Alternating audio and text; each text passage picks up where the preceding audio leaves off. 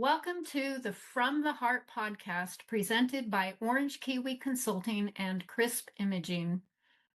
Orange Kiwi Consulting is dedicated to guiding family and closely held businesses through significant transitions. You can learn more about their services by visiting their website at orangekiwillc.com. Crisp Imaging is a family-owned reprographics and digital printing provider. They specialize in both large and small format printing, document management, scanning, and archiving. Renowned for their customer-centric approach and top-notch services, Crisp Imaging offers solutions for everything from construction plans and specification books to large-scale exterior graphics and vehicle wraps. For more information, visit their website at crispimg.com. And now, here's the host of the From the Hart Podcast, my husband, Ed Hart. My name is Stacey Chartier-Grable, and I am with OC Habitats. I am the founder and executive director. We've been around since about since 2017, since July 2017. And we just celebrated 8 years, and we're a habitat conservation nonprofit. Excellent. Stacey, it's good to see you again. Stacey and I were just talking before we hit record how we met, and I think it's just through mutual friends throughout the community. I'm excited to have you on the From the Hart Podcast. The From the Hart Podcast is presented by Witham Wealth Management, Orange Kiwi Consulting, and Crisp Imaging. So tell us a little bit, Stacey. First of all, great to see you, and I'm so happy to have you on the podcast today. I've been looking forward to this, but tell us a little bit about OC Habitats. You said founded in 2017. What was the impetus behind starting this? Well, if we go back, my background is I have an undergrad in business, and I have my grad work is in environmental science. I went to work as an environmental consultant in development. So what raw developers would need to file environmental compliance documents called CEQA, or EIRs, actually, environmental impact reports that complied with CEQA, which is the California Environmental Quality Act, and NEPA, the National Environmental Protection Act, all those laws that regulate all the different parts of the environment. So not just ecological or biological, but noise and noise pollution and traffic, congestion, all those things. So I was on that side of a planning firm for many years, and I took a long break to raise my children, which I have no regrets, but there were times I wish I was two people. Yeah, right. Yeah, no doubt. So when I came back, I really I've always had a passion for animals in particular. And I was just really wanted to be on the conservation side of things. So when I came back into the workforce, I started working as a naturalist, and just saw some gaps in the Orange County where I thought we could really make a difference. And I also was realizing I'm not getting any younger, and if I don't do this now, I may not have the energy to do it later. So I thought I'm just going to do it. So I did some research and kind of jumped in the deep end to start a nonprofit in July of 2017. Starting with conservation, biggest thing that we were doing at the time was monitoring for endangered species on our beaches, which we also called coastal dune habitats. We have a couple listed species that use those habitats and are very severely impacted by humans because of, we have wonderful, beautiful beaches that are, not only residents, but tourists like to visit every year. So that was the big part. And we always knew that education I think education is just such an important part of any person's life. So we knew that was going to be an umbrella over our whole organization. And then restoration came into play within about a year of us starting. So our three pillars that we say are education, restoration, and monitoring. So we do all of that in our small little grassroots. I would say we're very small but mighty because we do a lot of work for a very small organization.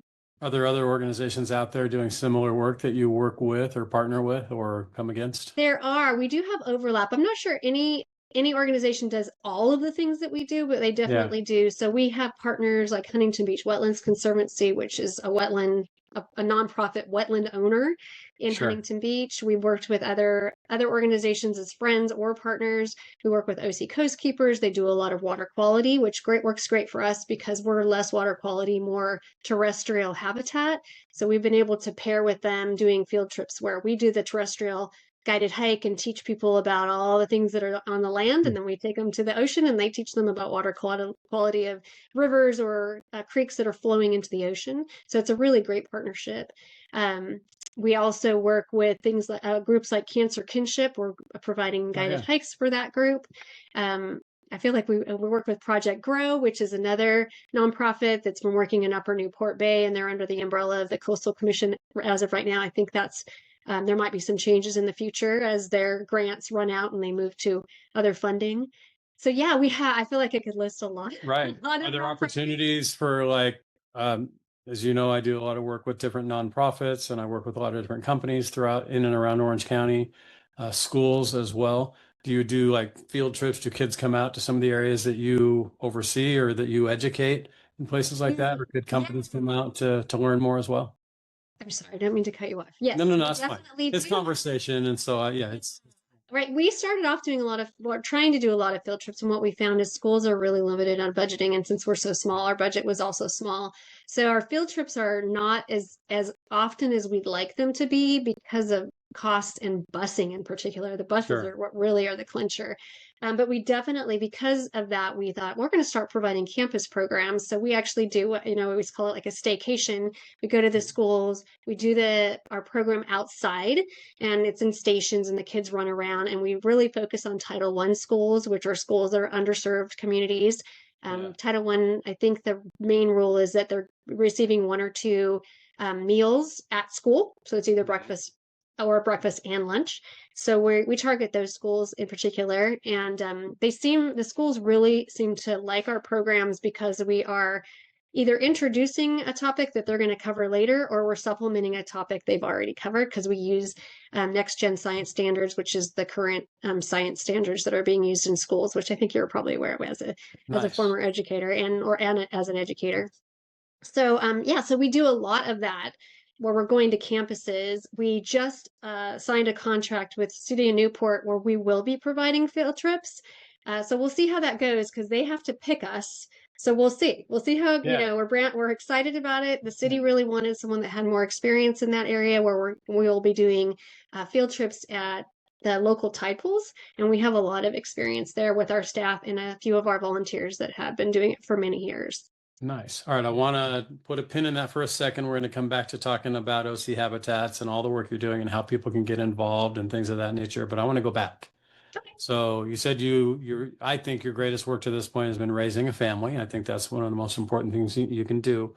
Early on, was the environment something that was always important to you? And what's your earliest memory of when you had that thought, I want to do something? Well, I mean, like you said, as a child, I'm a lover of animals, and I never wanted any animal to ever be hurt ever. So I remember, and of course we live in a very urban environment, and I remember any time that I would see basically roadkill, I have a thing, and I still do it, where I pray for every animal that I see, that God takes them up and takes care of them, and that they have a better life somewhere else. So I think it was, I always was so sad about that, and always was so important to me that we, every animal, and now it's expanded, that I feel like every being has a right to life and has a right to respect. And so I think it started very young. And as I, learned more and more and became, really got comfortable with science, because I didn't come from a science-based family. So I had to really, find that path for myself. Yeah. And once I did, and I found out I'm actually pretty good at it, that grew my love for nature even more. So it definitely developed over time to expand to all living beings, and even like we can't live without air and water and soil. Sure. So everything has life in some way, depending on how you look at it. Exactly. Yeah. So I think it's, been developing over my entire lifetime, but I think it really started with my love for animals. I was the kid that took her dog to school, and had to be told, no, dogs can't come to school. So multiple times probably, right? Yeah. Did you pass that love on to your kids? I did. And it's interesting. Both of them, I have a son and a daughter at 26 and 22, and they both love animals. My daughter in particular, she's actually she just graduated college, and she says, oh, I really want to get a dog. And technically my 2 dogs are supposedly theirs, but they know they're not getting them back. So Yeah. they've been living here too long. That wouldn't be Kids get animals and parents adopt the kids' animals, and everything happens here. Yeah, they're attached to each other, Yeah. so I don't want them to be separated. So, but my daughter's like, I want to get a dog, and I said, well, don't get a dog until you know you can afford it because they can be very expensive. Exactly. So I'm all about, love for animals, but also taking on what you can handle, not Yeah. and I know people that, oh, I just take on all these animals and then they can't afford it. And I say, there's other ways to help animals, whether it's with a nonprofit like ours or, volunteering at a shelter. There's a lot of other ways to help besides just having all the animals at your house. Yeah, right. Exactly. There's a lot of organizations, Farmhouse Friends, Farmhouse Rescue. I don't know if you've met Danielle, Judd, and Helen who run that, but yeah, there's a lot of organizations out there that we can work with as well. What's the biggest challenge that you face in the role that you're in right now? Starting a nonprofit, 8 years into it, I'm sure there are many, probably new challenges every day, but what are the challenges that seem to crop up a lot? Well, I think probably for all nonprofits, we stand together, and funding is always an issue, especially in the current climate that we're in right now. Right. I not only for nonprofits, but for environmental tends to fall at the bottom of the barrel when it comes to finding funding. And I think that so the funding alone is one, but also just getting people to acknowledge or understand the importance of nature to the health of our whole all of life, right? I'm always talking to people, and sometimes I even make the mistake of, oh, nature and humans, but they're not separate, they're together. Exactly. And trying to get people to understand you are part of nature, and you can't exist without it, and it can't, it probably can't exist without us, but we can't exist without it. And to really respect what that means, and encourage and support the preservation and conservation of those things, so that not only our current generation but future generations can continue to have a healthy life, not just a life, but a healthy and happy life.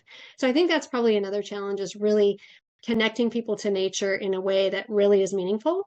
And I know there's a lot of nonprofits out there that are supporting, more human-based efforts, and there's no question that those are valuable as well. I never want to undermine that. I just want us to be a little bit on more equal footing with them, because like I always tell people, look at what you're standing on. They look down. I said, if this wasn't here, none of us would be here. So, right. We have to protect that as well. It can't be an afterthought. It needs to be a higher priority for people. And it can't be a later decision. I think we're starting to see with climate change and some of the things that are going on with that. It's happening now. And, our future generations are having to make different choices for themselves, to navigate what's happening on our planet. What are some ways that people can help the environment? I mean, I'm as I mentioned before we recorded, I wouldn't say I'm an environmentalist, but I'm not an environmentalist. Right. Environment's important. I love going to the beach and looking at nature, and I've been to the wetlands in Bolsa Chica, and I look at that and I'm blown away by what nature has, and I'm also saddened by how much man has taken away, because we're capitalism, we're building homes, we're building businesses and so forth, and taking away from nature. But what are some things that just Joe average citizen can do to help either protect or preserve our environment? Well, I mean, there's small things to large things, right? You can do something as simple as just reusing, right? Reducing and reusing. One thing, enjoy the things you already have and not always wanting more, which society is definitely geared towards wanting more and the new and what's new and what's exciting. And I think things are they're not built to last. So things break, and we understand that. But, less of a consumer could be the beginning, and that's easy to do at home, right? You can just not have as much stuff and do with what you have. Buying products that are more organic, so that microplastics and things are not falling from those. Even clothing, I've been really doing my job to, when I buy clothes, try not to buy things with synthetic fabrics, because they create all these microfibers which get into the environment over time, even through your dryer. I mean, not unintentional. Wow. It's not like you're going there and scraping your clothes off. We're not throwing trash in the streets. We're just exactly. little by little. I mean, it's hard, right? With the options that we have, it's challenging, and it is tends to be more expensive to buy organic or environmentally Right. friendly, which is unfortunate. It's like eating healthy, more expensive as well, right? Exactly, Yeah. exactly. And then eating healthy, right? Choosing food that is, grown organically. I'm a vegetarian, obviously not eating animals could be a thing, but that's a personal choice. I try not to Yeah. put too much because I don't want people to feel guilty about that. That just, Yeah. choosing healthy practices, choosing farms that are treating their animals well, and there's just a lot to that. But I think um, donating time, treasure, and talent to different places, volunteering at different organizations in whatever capacity you have. If it's in a couple hours a month versus, it could be, a full-time position if that's something you want to do. I mean, there's all that. But you can also do things at home, like if you have a yard, or even if you have a potted garden, growing native plants. Those are, unfortunately, a lot of our towns, when I drive even through my town, oh, it looks great, but over half the plants are not native. And if we were, and I realize, we've done all this development and urbanization, but if we have at least the native plants so that the animals that are being pushed out still have a place to go, even if it's smaller. But when we put non-native, then they have no place to go, right? Yeah, we're pushing them out too. Exactly. So there's a lot of little things that can be done. And I think probably on top of that, before all of that, and I should have mentioned it earlier, is education. Educate yourself about what is going on and what are the things I can do. Where can I shop sustainably? Where do I find native plants? How do I do native gardens? All of that probably precedes actually the doing. But if you become part of an organization like ours, we do a lot of education. So, if someone becomes involved with us, I think they come out of it going, oh, I didn't know that. And they start changing some of their habits, right? And I always say we're trying to build with children when we do our education programs, we are trying to build good habits, but we're very willing to break bad habits with adults. Yeah, right. Exactly. How do people get that education? I'm assuming on your website, there are resources available there. Yeah, we have. So we really try to make our website very educational. So there's a lot of videos. We have a blog, so we keep a regular articles going out on current events that are related to the environment, local events related to the environment. So we have our blog. We have our social media. We're on a majority of the platforms. We're on Instagram, TikTok, Blue Sky, LinkedIn, Nextdoor, some of those. And then also we have our own podcast. It's called on Spotify. It's called Coffee and Conservation by OC Habitats. Nice. So we only drop about once a month. We're small enough. We don't have the capacity to do it probably regularly as you do it, but we do try to pick an environmental topic and have a discussion. Sometimes it's amongst our staff and interns, or sometimes we bring in a guest that might have more expertise than us and do a discussion on it. So all of those places are where you can find education with us, or join us for our in-person, what we call our coffee and conservation talks. So it's ochabits.org. I know that because I just logged on to it and I'm looking at it on my other computer here. It's an awesome looking site. I love it. I love just the. And it's all staff driven. Like we don't have, It's so nice. It's easy to navigate. I like the pictures on here are great. I mean, it's pleasing to the eye. The video and everything on here, videos are great. So I encourage anybody that's watching or listening, go to ochabits.org. I'm also going to put that link in the show notes so people can click on it as well. But your mission, can we talk about your mission a little bit? I'm going to read what's on your website. And yeah, this conversation for me personally, it's an honor for me to get to interview you and talk to you after seeing you in the community and talking and hearing more and more about what you do. We have a lot of really amazing mutual friends, but I'm always impressed by people who are taking a passion that they have and doing something with it. I mean, I have a passion for a lot of things and I read a lot of books about it, or I do a couple of things about it, but to launch a foundation to make an actual impact on something that's so important to you, it almost makes me tear up because I think it's just so awesome when people take what's in their heart and do something with it. So your mission to provide a public service for the many habitats of Orange County, California and surrounding areas through conservation efforts, rehabilitation, restoration, education, some of the things we've talked about, outreach, volunteerism, and monitoring, in order to promote the preservation, conservation, and restoration of natural habitats and the species therein. So it's a long one. It's a long one, but it's good. But everything on there, it's long, but it's impactful. I mean, all the words in there make sense. The restoration, education, outreach, volunteerism, How do people volunteer? If somebody's listening today, and I was kind of saving this for the end, and we're not at the end of the conversation by any stretch, but someone listening or watching today, it's touching at their heart, or yeah, this is important to me too, and I'm not going to go start my own organization because one exists. What's the best way for them to volunteer? What are you looking for when it comes to volunteers? Well, like any organization, nonprofits are businesses just like any other small business, large business. We have all the facets of a business, but so when we say time, treasure, or talent, time is, it can do something as simple as coming to our restoration half zero training. We will make sure that you're doing things safely and accurately. So you can sign up with us on our website directly through email, och@ochabitats.org, or use Eventbrite. Most of our restorations are posted on Eventbrite, and then OneOC. So those are a variety of places you can just sign up for your time. As far as for talent, we're all, like I said, as we're a business, so we're always looking for help in all areas of business: marketing, fundraising, PR, writing. Like, we have a blog, we like editors. Like, if people love writing and like to read and help with that, we could always use editors, people that want to contribute to social media. So it's kind of runs the gamut depending on what your talent is. I don't want people to feel distracted. Oh, I'm going to they only want help with restorations. Like, no, we could use educators for our education programs. So it's all over, biologists for our monitoring programs. All of that is an open door.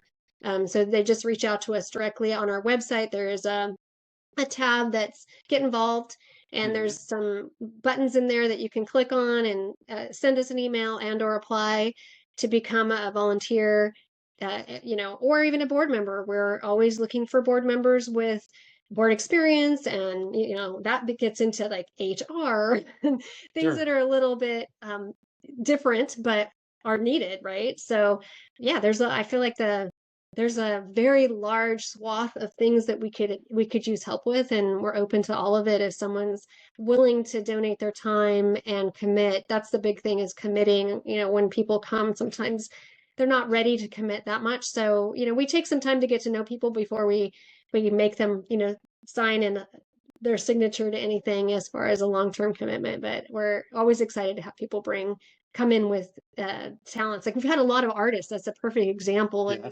A lot of interns that are super artistic. So we have some artwork, we've had stickers, we have t-shirts that have been made by very talented people that we've had on our team.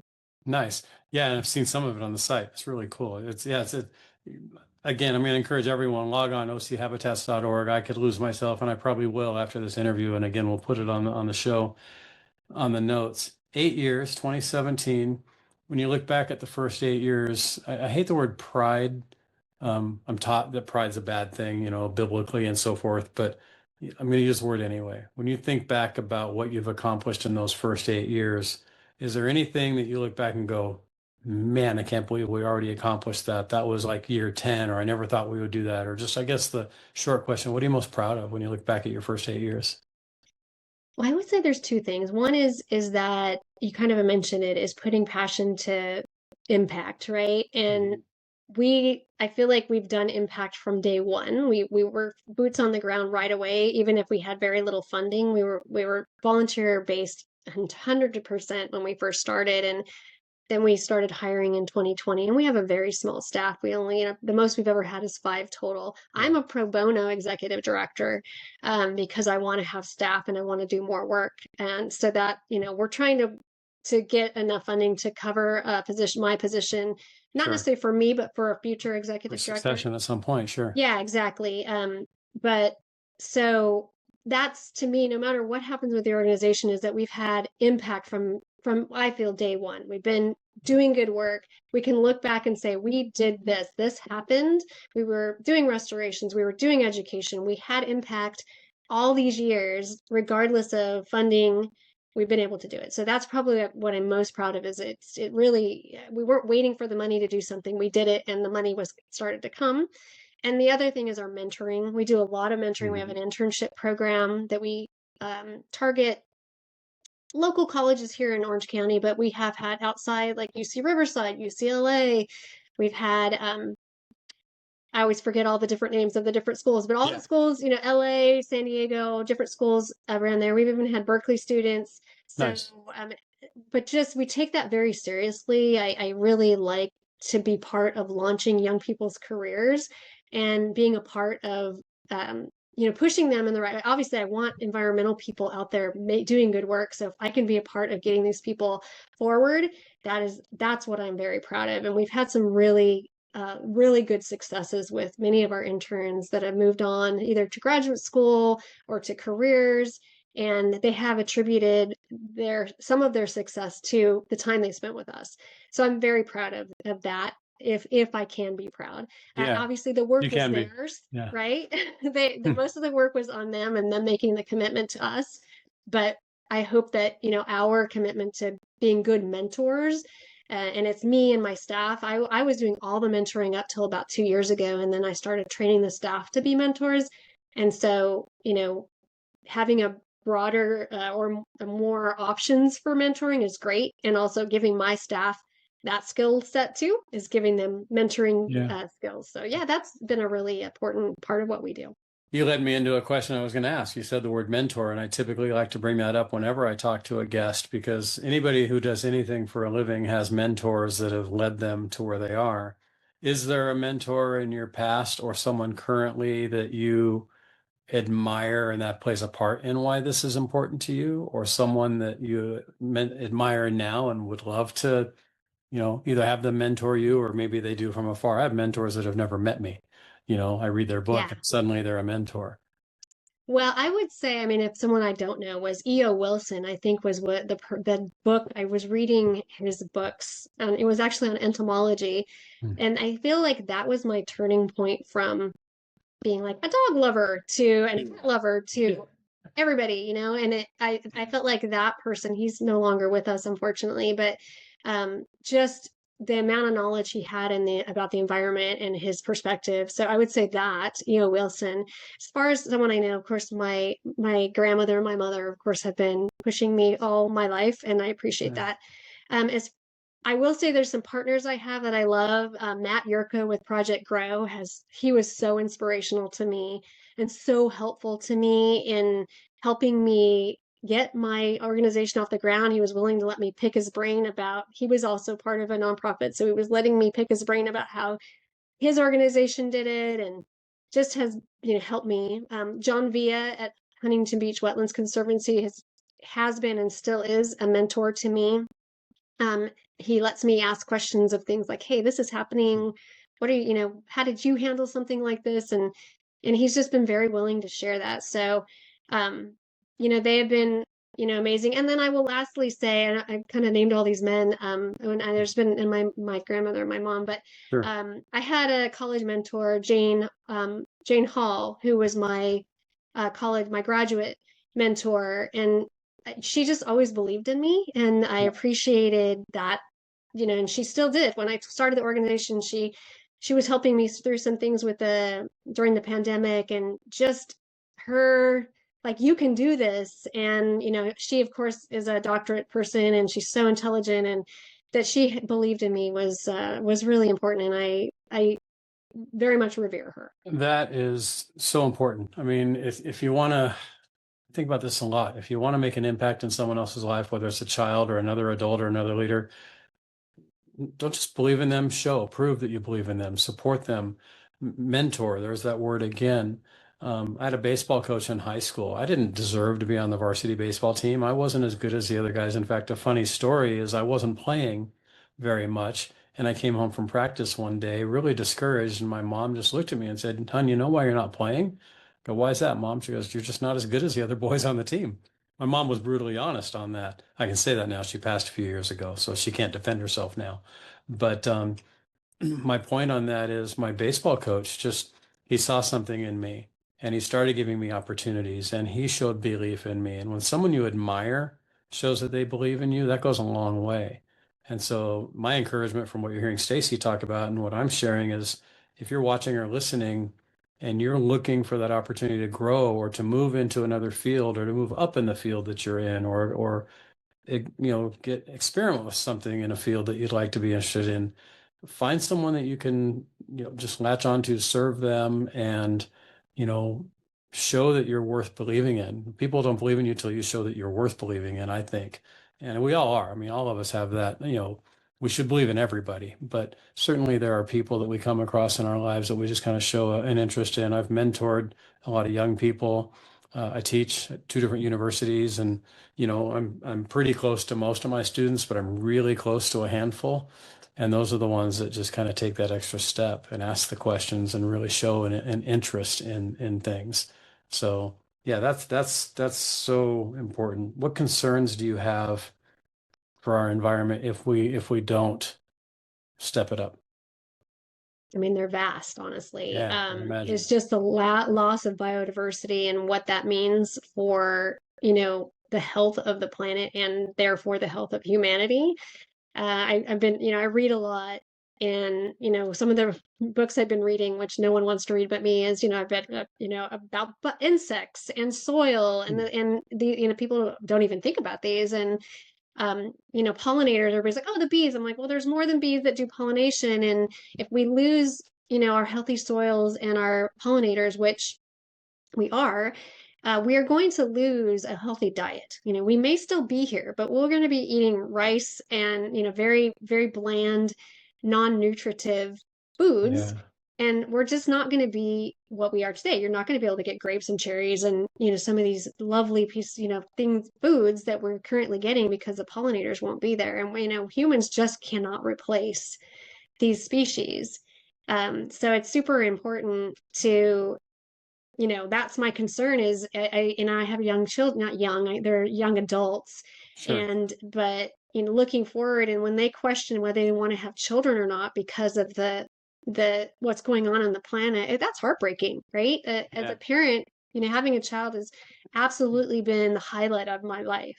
And I would hate for my children not to be able to have that experience, but because they're worried about what they're offering to them, they're questioning whether it's the right thing to do, and it's just heartbreaking. So that's not just my kids, it's for anyone, as we move forward, is being able to provide a good life for not just our people, but other species, is that everybody's not at the brink of extinction and fighting. When I read these books and watch these documentaries, and these animals that are just hanging on by a thread, and they can't speak. So we have no idea, if they have emotions or are sad about it, but it's just heartbreaking to see, like, oh, wow, we think we have it hard to survive. Try being an insect, that's in the middle of deforestation, Right? Exactly. Yeah, and I see that. I live in a community out here in Ontario, California, in the Inland Empire that 6 years ago was a dairy. And most of this around us were dairies, and now it's homes and it's Walmarts and it's Amazons and it's Costco's, and it's not dairy anymore. So those animals had to go somewhere. And so Exactly. we're displacing them. And it's sad. I mean, it's just gonna happen, but it is sad. Right. And before it was dairy, it was wildlife, right? Exactly. So, it's just Orange County is the same. Most of Orange County was obviously, the planet was native at one time. Well, everything was wild. And then Right. we came in and started farming, and well, actually more like cattle and farming, and it's degrading, and then we had urbanization. We've lost 90% of many of our habitats here in California, including wetlands and our riparian being on either side of a freshwater body. And that's huge. 90%, that's a lot. Yeah, That's, absolutely. Right. that's not That's something to sneeze at, right? a lot more than we think about. Yeah. So a lot of us who don't think about the environment every day think, well, that's something just environmentalists are focusing on and worrying about. And as I mentioned before, I may not ever consider myself an environmentalist, even though the environment's important to me. Talk to me, talk to the person like me who doesn't wake up thinking about the environment. But when we have these conversations, and we sort of touched on it already a little bit, be more mindful of what you're consuming and what you're throwing away and so forth. But is there one or two steps that you would educate me? And let's just, you and me, nobody's watching right now. Tell Ed Hart how he can have a bigger impact on our environment without, jumping feet first in. I mean, I think education's key. So Yeah. it would be following, watching a documentary that's meaningful. I mean, I think that was called Blackfish. It was a big documentary a few years back, and that was very impactful.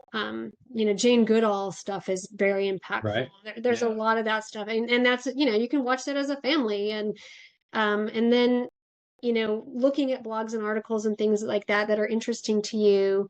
And and I think being mindful, it can also be just spending a minute in nature, getting connected, even if it's not you going and cleaning up nature, but just going for a walk or a hike or taking a moment. Like right now, my office isn't my home. I'm at my home office today.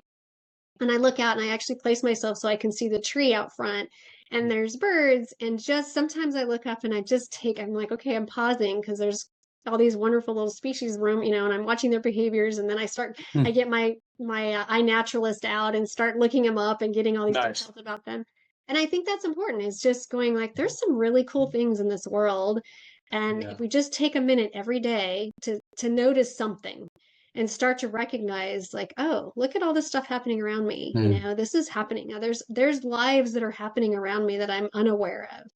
When we go to the campuses and we're talking to kids, we oftentimes, the schoolyard is not usually the most biodiverse area with their, they're just a field, but there is soil there, and there is, sometimes there's trees and plants, there's grass, but there's organisms living there. And so oftentimes we'll say, you're where you're standing right now, there's millions of organisms living below your feet and having their lives, right? Like they're having their think about that when I'm out hiking in the mountains or something, or walking on the beach, and I just look at these seagulls just buzzing along.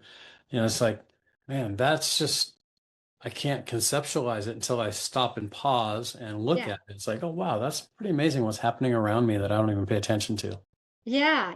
And those gulls that you're seeing, they have a lifespan. They're chicks, and then they're juveniles, and then they're adults, and then they're breeding, and they care for their babies just like we care for our babies, And so I think I would recommend anyone that's wants to kind of get into it from the beginning and just like, oh, I want to just check out iNaturalist. It's a free app that if you're out in nature, you can take a picture of something and you can guess what it is, and then experts that know more will actually say, yeah, you're right, or no, it's actually this. And it's a beginning, and you can literally take a picture of anything, a plant, an animal, whatever you see. And it's just a good like starting point, and also where no one's like, oh, you're not smart. It's a learning tool, and it makes being out in nature so much more fun. You're just more aware, like, oh, look at that. What is that? If it ever crosses your mind, instead of just going, what's that, and keep walking, is stop and take a picture of it and bring up this iNaturalist and see if you can figure it out. Make a game of it, I love that. My wife's going to love that. Lorianne, whose voice, if you're listening at the beginning of the podcast, when we ran the Welcome to the From the Hart podcast, it's my wife's voice introducing our sponsors and welcoming everyone. So you've heard her voice already on the podcast if you're listening today. But yeah, she loves nature.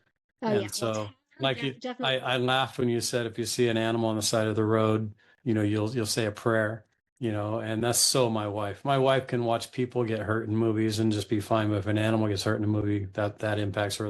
Not that she's not sensitive to people. That's not the point. She's just very sensitive to animals, especially to those who can't help themselves. Well, I think that's it, right? I think that it's like you said, I'm sure she has compassion for humans, but 100%. Humans also have the capacity to solve problems in a way that maybe some animals. We can fend for ourselves for the most part. Look at animals almost like children. Yeah. They're children of a different species that need our support and help, because they, even though they have tools that we don't have, we have this tool in our brain here that's so much bigger, and we can do so much more with than most species, that we need to use it to do bigger things, besides just for humanity, but for all living. Yeah. So speaking of children, a question that I have started asking pretty regularly with my guests is they start identifying a person in their life, like a business partner or a spouse or a child or somebody that comes up on the podcast. When you think about your kids, your son and your daughter, what would you say is your biggest hope? Let's start with your son. What's your biggest hope for your son? Gosh, just he's a lot like me. He's got a lot of, he's, very detail oriented, very organized.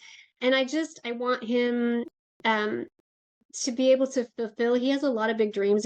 He's getting into transit engineering. So, which is about mass transit and getting people out of cars. So I really do I want him to feel like he he is able to get into the field and become an expert and really have an impact, because I think he really wants that. He was in a job before that he was like, oh, it was a good job, but I didn't feel like I was helping the world. And now he's going into a place where I think he's going to be able to do that. And I would like that success for him. And that's professionally. And obviously, personally, I want him to be able to have a family. Yeah. Because I think he'll end up, he'll love being a dad. And I would love that for him. Yeah. So those are my two wishes for him, is that he's, he can find success in his kind of environmentally driven profession that will help everybody. Yeah. But also that he'll have personal joys and being able to raise a family in a place that he feels is a good place. Well, selfishly, real joy hit my life when I became a grandpa. Yes, So, I'm excited about that. I'm not going to become a grandpa, but But when you're a grandparent, I tell you, it's a lot of grandkids now and tremendous joy. Okay, let's go to your daughter, your hope for your daughter.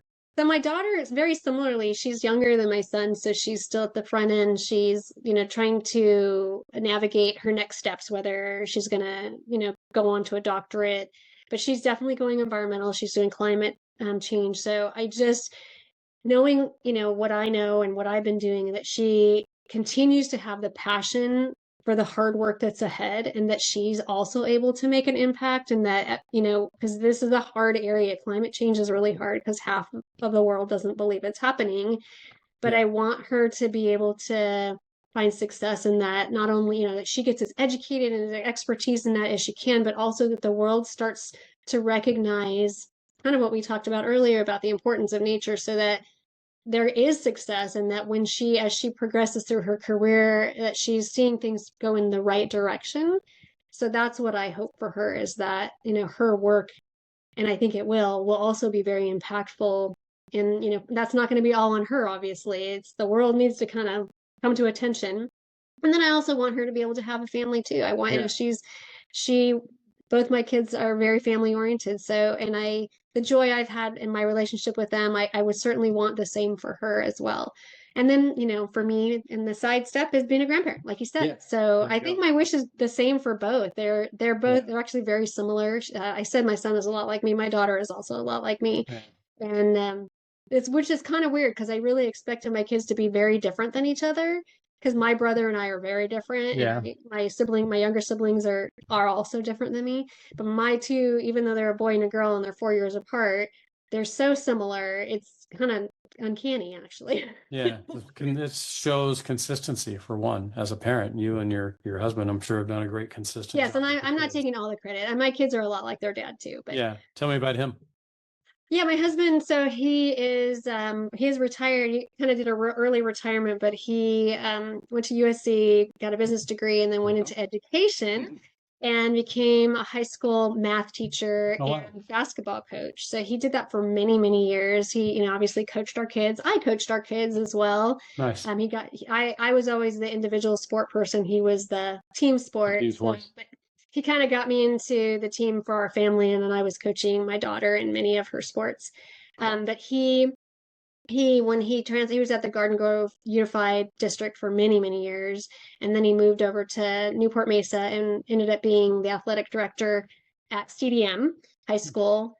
And he made a lot of big changes, really positive things at that school. And he's an excellent speaker, and he very much is about mentoring and because he's like, sports aren't just about sports, they're about developing people. Totally and agree. He is very much about that. And so he's a very good man.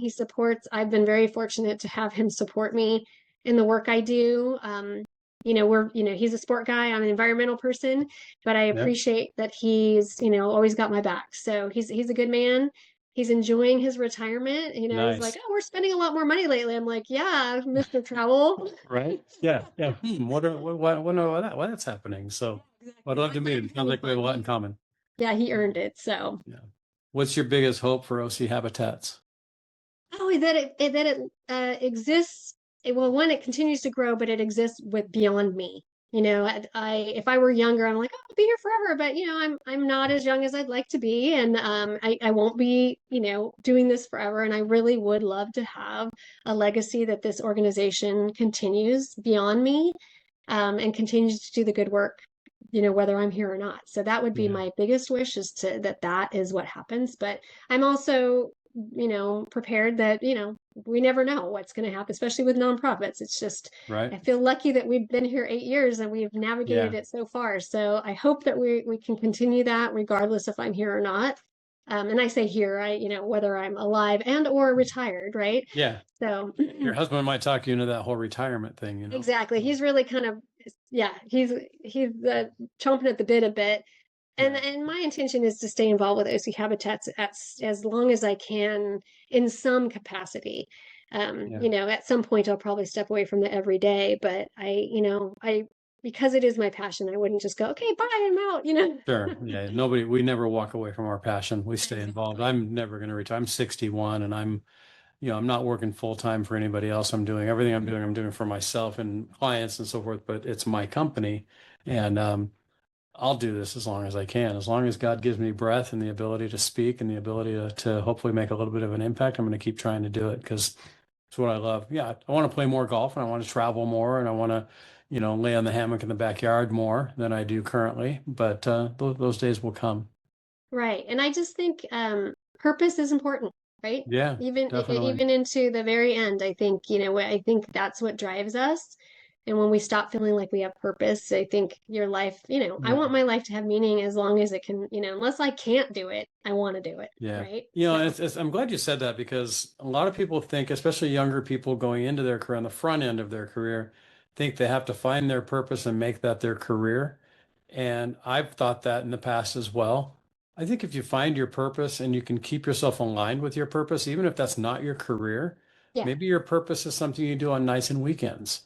I've told the exactly. story of a guy that I worked with 30 years ago who was an HR manager, was a great HR manager, was a great resource to all the executives in the company and all of us, 3,000 employee company at the time. But his purpose was his kids and his church and his family and travel and just time with the family. Well, he couldn't do that 8 to 5, but he did Right. his job 8 to 5. And then, man, at night, Mike wasn't around. He was with his kids, and weekends, he wasn't coming to the things that we were going to. He was at recitals and little league games and soccer games and church. And his purpose was just his family, everything about what drove him. So, don't think, young people, if you're fortunate enough to make your purpose your profession, good on you, man. That's awesome. But if you're not, still find your purpose. But it might be, and like with you, you were doing things for the environment long before you started this foundation 8 years ago. Now you just are blessed that you get to put your daily efforts and energy into this. Yeah, absolutely. And I agree that, a purpose comes in a lot of ways.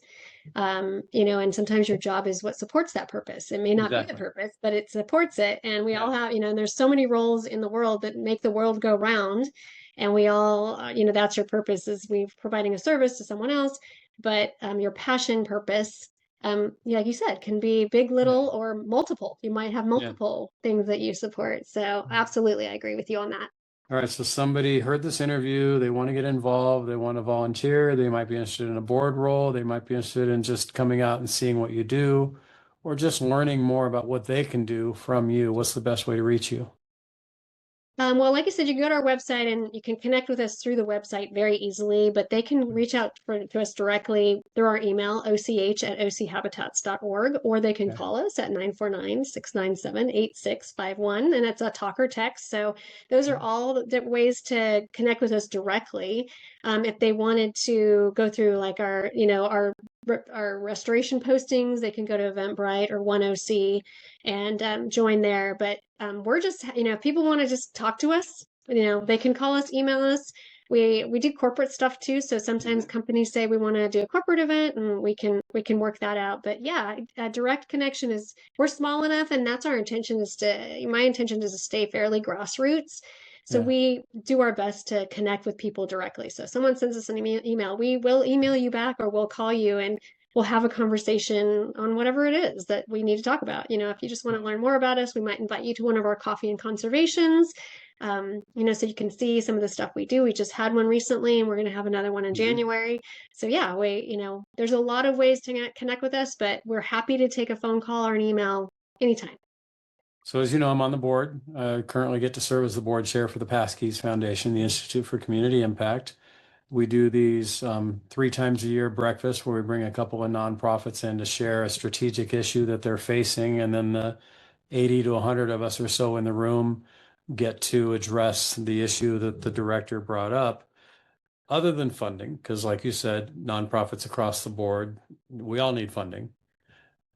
If you were to be presenting tomorrow morning to this group, and hopefully we'll get a chance to do that in 26. You and I have talked about that a little bit, and I've spoken with Dave Elliott, our CEO, about it a little bit, and I'm going to talk with our board about it soon too. What might be, and it doesn't, you're not locked into this answer, but what you think about right now, apart from funding, what would be that one big strategic issue that you are facing that I won't say keeps you up at night, but that you think about the most? Well, I think board development. Yeah. I've been fortunate. We have good people on our board, but we have a lack of board experience on the board, including myself. I did not have any board experience when I started this. So, it really is. That's why I was thankful for the people that were willing to share information with me from other organizations. So that kind of keeps me up. I want to find people that can really that have some experience in certain areas like fundraising, marketing, HR. I mean, because I currently am doing all of that myself, and sometimes I'm like, even though my undergrad degree in business was an HR focus, that was a long time ago, and I certainly didn't keep up with it because I just went a different path. Yeah. There's so many, especially in California, we have a lot of laws that we have to comply with, and things like that would be super helpful to have more board people that have a deeper either board experience, that they've been on a board and on a successful board that has navigated some of the things that we're navigating, but or someone that's in a profession that can support some of the things that I feel that we're lacking. Yeah. Awesome. Well, again, we'll put a lot of that, all these notes in the show, and we'll get it out as we promote this. I always end with one question. First of all, before I ask my last question, here's the open forum essay question of this. Is there anything that we've missed that you wanted to make sure that we promoted that I didn't bring up or you didn't get a chance to bring up because I didn't take it that direction? Anything, just free form, anything on your mind you want to share before I ask my last question? I mean, we're about to start a monthly giving campaign in January, trying to secure more monthly donors. Okay. But we're mostly targeting former donors, but of course we're always open to new. That's not, but that's where we're going to start. So that'd be the only thing probably is just, letting people know that, we're always accepting donations, and, the financials always, welcome. We're looking, hopefully recurring donors, not just one-timers, but we're also open, we're open to anything at this point. Sure. So we're not going to. Every dollar helps. Absolutely. Yeah, literally. Giving. So we are so appreciative of the support. So we'll help get that word out as well. That's part of why we're doing this today as well. I just want more people to learn about you. I've learned about you and have been very impressed with you as an individual, as you as an organization, with what you do. I'm paying a little bit closer attention now. When I take the trash out on Thursday night and I see all the things we throw away, and it's me, it's not just, it's family who's here and visitors and so forth, and us as a society, just the stuff that we throw away. I watch people, the droves of people, not just at Christmas, but year round, flooding into Target and all these other stores to just buy more things that we're eventually going to use up and then throw away the packaging. And that hits me hard. That impacts me when I really stop and think about it. So you've helped me think more about this in this conversation today as well.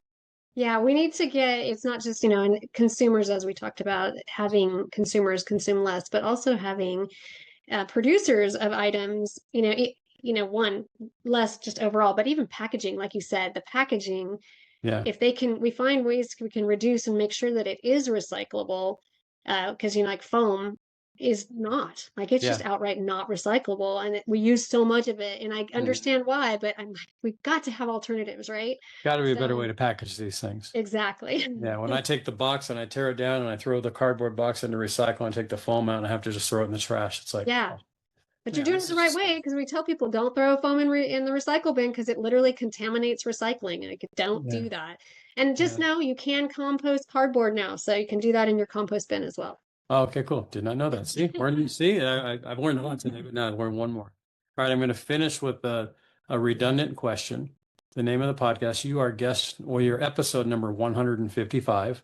Not all have been guests. There have been some solo and some other, special town hall things we've done over the years, but with, more than 100 guests. I interview them like I have with you, spend an hour together, and I always wrap with this question. And I'll just simply ask you, Stacey, what's in your heart? Just what's in my heart? Well, we've talked about all of it, I think, is just really a happy, healthy planet that supports happy, healthy species, including humans and non-humans. And that we all will thrive in the future.